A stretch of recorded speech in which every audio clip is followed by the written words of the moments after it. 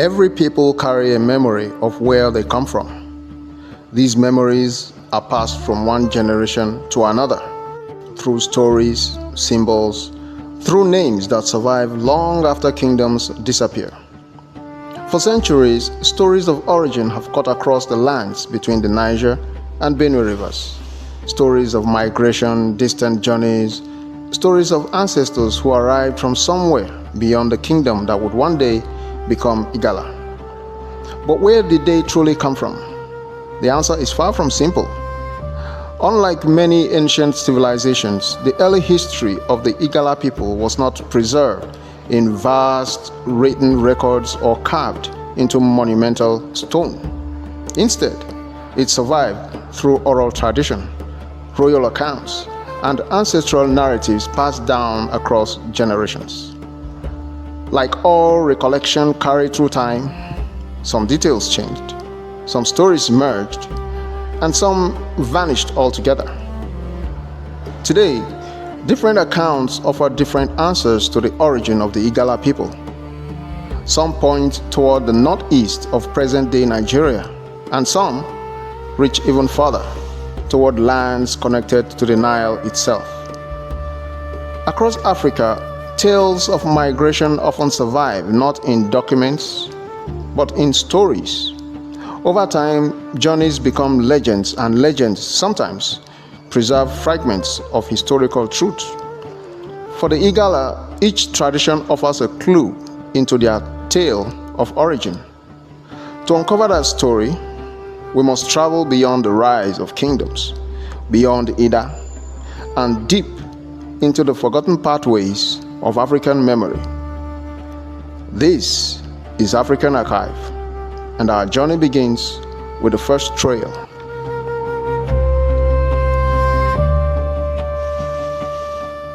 The first trail leads us northeast toward a people whose influence once stretched across the vast regions of what is now central Nigeria.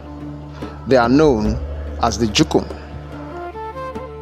At the height of their power, their name became associated with a great confederation remembered in history as Kwararafa. Long before colonial borders divided the region of present-day Nigeria, Kwararafa emerged as one of the most influential political forces in the Middle Belt. Its reach extended across river valleys, forests, and trade routes that connected distant communities and cultures.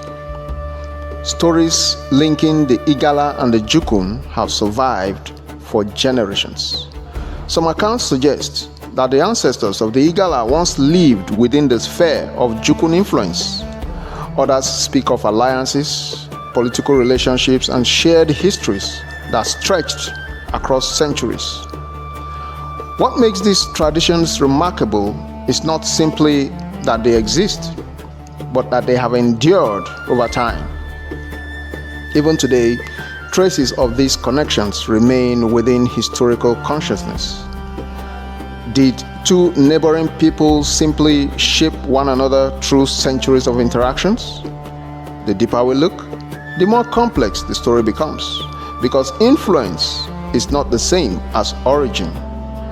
What remains clear is that the Jukun Trail stands among the strongest clues in the story of the Igala origins. But it is not the only clue.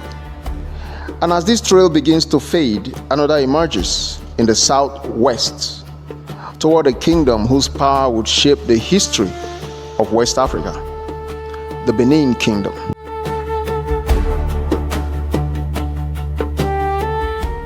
If the first trail led us northeast, the second leads toward one of the most powerful kingdoms in African history, the Benin Kingdom.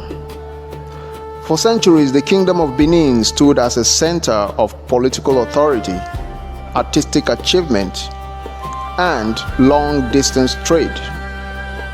Its influence extended far beyond its capital, shaping events across large parts of the region. And within some Igala traditions, Benin appears unexpectedly.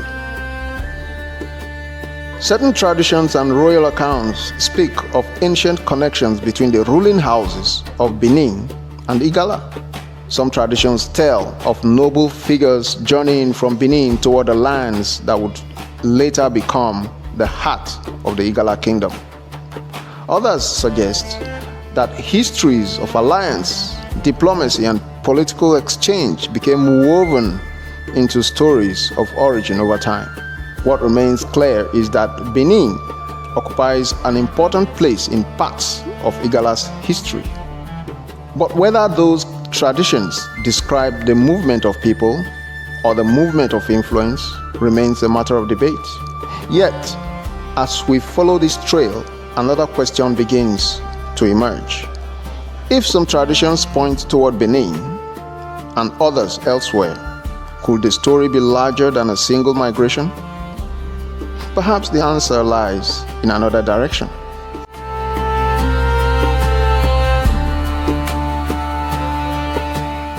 If the traditions had ended with the Jukun and Benin, the origin story might have been much simpler, but they do not. Another trail emerges, one that leads westward toward the Yoruba world.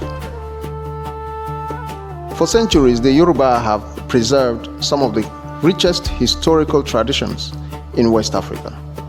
And within both Yoruba and Igala historical memory, certain connections can still be found, not always as stories of migration, but as stories of contact, exchange, and shared experience. Some accounts suggest ancient interactions between early Igala communities and Yoruba-speaking peoples. Others point to similarities in royal traditions, political institutions, and cultural practices. Yet, as with the trails before it, certainty remains elusive. Did these similarities emerge from a shared ancestry, from centuries of interaction, or from neighboring societies shaping one another over time? History offers possibilities, but few definitive answers. What the Yoruba connection reveals, however, is something larger. The ancestors of the Igala did not live in isolation. They existed within a dynamic network of peoples, kingdoms, and communities, a world connected by trade, diplomacy, migration, and by the constant exchange of ideas. Yet, beyond these connections, another tradition continues to endure, one that is preserved across generations.